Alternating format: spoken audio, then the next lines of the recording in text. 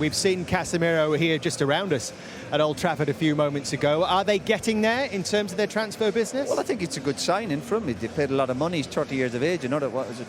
A 5-year contract he's got. So if you're a player out there, Man United come looking for you, you know you're going to get a great deal. But yeah, it's the start, but they need some more. They need more help.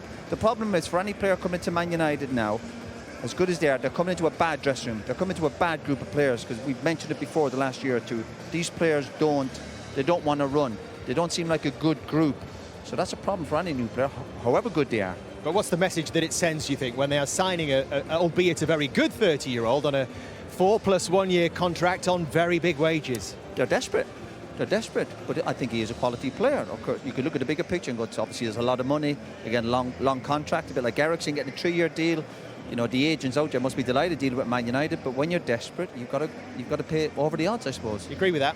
Yeah, that's why sometimes now I don't get as excited as I should do as a United fan about the signings that come in, because I know that they're not actually part of the strategy at the start of the summer.